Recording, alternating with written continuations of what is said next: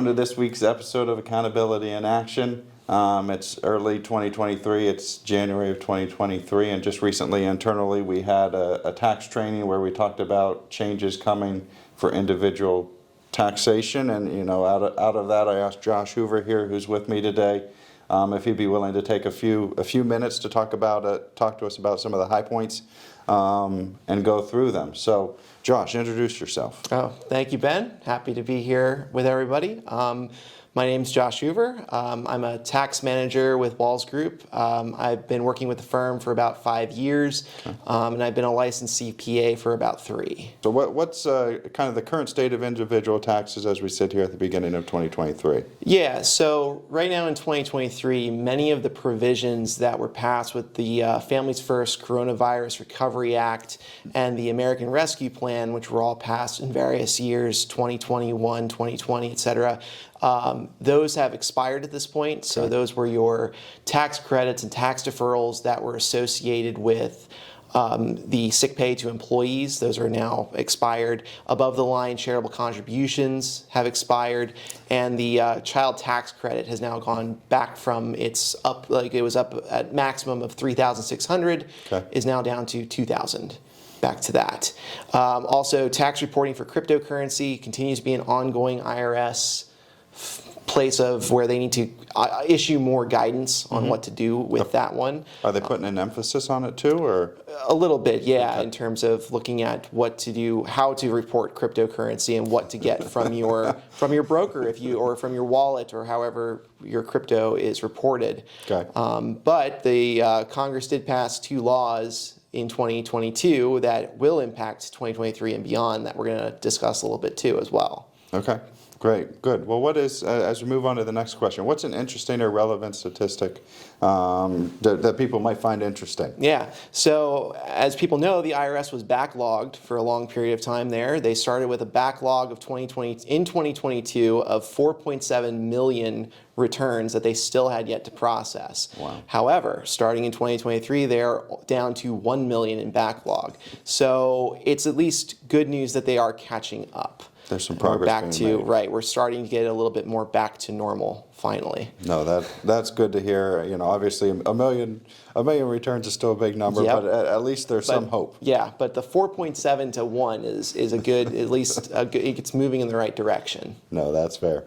Good. All right. Well, next question. What's a thing or two, maybe a law or two that you think would be applicable to people coming into 2023, focusing on 2023 taxes that people might not be aware of? Right. So the big one is the Inflation Reduction. Well, there was 2. I'm sorry. The Inflation Reduction Act and the Consolidated Appropriations Act. So the IRA and the CAA. Yeah, exactly. So the first one was passed in August of 22, and that has a lot of tax extenders.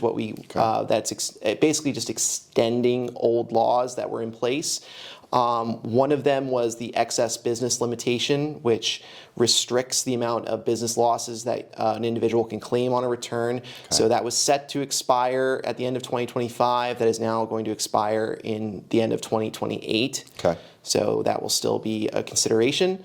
The premium tax credit was also extended. That's the credit that the government gives for those who purchase their insurance on marketplaces. Fair.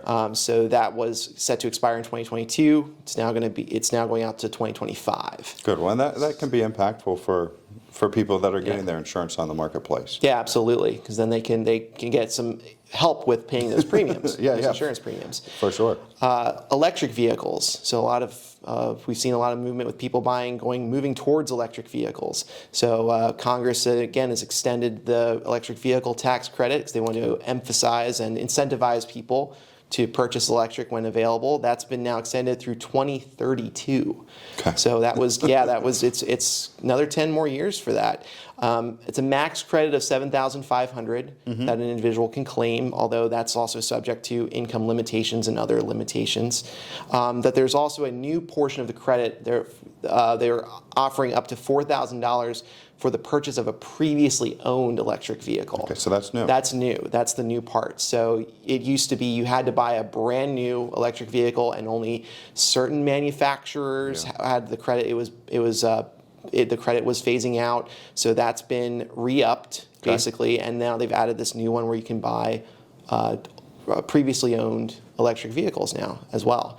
So, and again, all of this is subject to income limitations. So, Fair. high earners, this may phase out depending upon your AGI. Okay. So, also the non-business energy credits, which people have claimed in the past, those now were set to expire in 2021, and those are now going back through 2023 now. So you have another year to do this.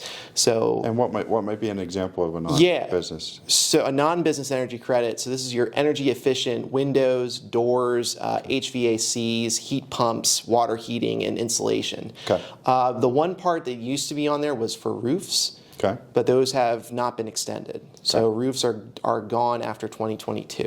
Then you have the Consolidated Appropriations Act, which was passed in the end of 2022. Okay. And this had what they called Secure 2.0, Okay. which was all about retirement planning. Okay. So the Savers Credit, which is for low-income earners. So if low-income earners put away more in retirement, they can receive a credit for that on their income tax returns. That's supposed to be simplified. That is starting in 2026, but it is something that's available and that I don't think maybe people may not take advantage of if they're a lower earner. So catch-up contributions for those who are over 55, those are going to be adjusted for inflation starting in 2024. So it's currently $1,000 per person. So in terms of catch-up, that's going to be bumped up. Okay. And that hasn't been inflation adjusted previously? No, it's always been, it's just been the extra $1,000. So now they are going to increase that with inflation as well. So that's good for those folks who can contribute to an IRA. Required minimum distributions have also, the age has increased. So if you are currently under the age of 70, your required minimum distribution will only happen when you turn 73. Okay. So there's a game. Feels like somebody's going to be the odd man out. There is. So unfortunately, for those who have already turned 72, they still have to take RMDs, required minimum distributions, out of their IRAs. But if you're under the age of 70, it's going to start, the age that you need to start taking out distributions is going to go up. It's going to increase. Okay. So over the next couple of years. So right now it's at 73 for 2023. Next year it's going to go up to 74. Okay. So, but if you've already if you've already achieved those ages, then that's where you're set. Okay. So, also 529 plans. So these are plans that given to children to save for college, right, for secondary education. Now, if your beneficiaries do not use up the entire plan, when let's say you have a balance left in your 529 plan, those can be directly rolled over into a Roth IRA. Oh, great. Okay. So, so you can do that starting after 2023. So, of course, it's not in the current year, unfortunately, but still looking ahead to beyond that, you can start doing that. However, there are considerations, though, for that. So the Roth rules still apply. So the beneficiary, the person who will have the Roth, still has to make at least $6,000 or whatever the amount of the contribution will be, max of $6,000 in. They have to make that in compensation. They can't. And there's other restrictions for AGI and whether you participate in an employer's plan. So those restrictions still apply. And there's going to be a lifelong limit of $35,000. So that would be the max that someone could roll from a 529 to a Roth. But if you had a 529 plan and you didn't use all the funds for college, you potentially have an outlet to keep getting a benefit. Right, yes. Now they can, they have a separate, as opposed to in the past, it used to be, well, then you just have to roll it to another beneficiary. So, but now you have that other option of, you may still want to do that, but now you can have this other option of rolling to a Roth as well. Anything specific for 2023 that you think, hey, people might not be thinking about this, but let's put something on their radar? Well, definitely the retirement planning piece. Now, going back, now that we have these new rules for contributions, it's now time to go back and look at retirement planning for 2023 and then also 2024 and beyond.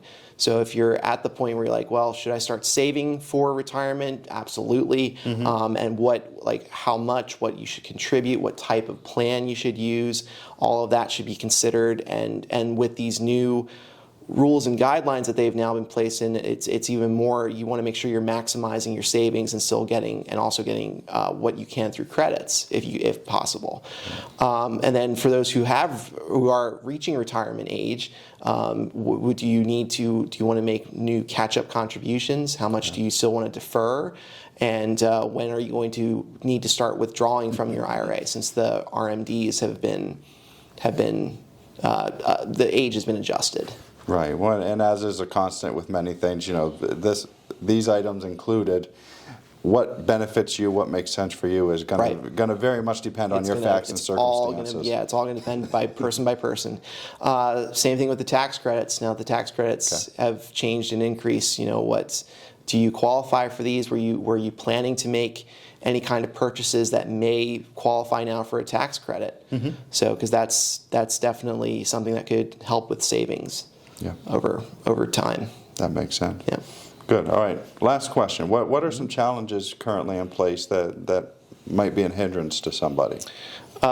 Planning and trying to get through work through these laws and say, okay, so how do we maximize benefit for a taxpayer? How do we maximize savings, tax savings, and be able to defer taxes, and at the same time avoid any of those pitfalls that you want to avoid? Because same thing like that 529 plan piece, the whole Roth IRA rollover, that sounds great. That's a great plan. But there are pitfalls to that, and you don't want to fall into that where all of a sudden that the contribution is not allowed, and all of a sudden it's taxable. So we have to make sure that we're following those guidelines that are issued for those things. So making sure that you're within those rules is very, very important. Another thing too is technology. Some states, especially Pennsylvania, Pennsylvania has now created its new MyPath service for taxpayers. And they're moving towards electronic payments for taxes. In the past, we've always had electronic filing, which we've done for many years now at this point. But the states are starting to move now towards, okay, we would like you to pay us electronically as well. So it's moving towards and understanding that kind of technology and those changes as well as we move forward. So, and trying to get those under our belts and master those kinds of, those sites, and just understanding them a little bit better.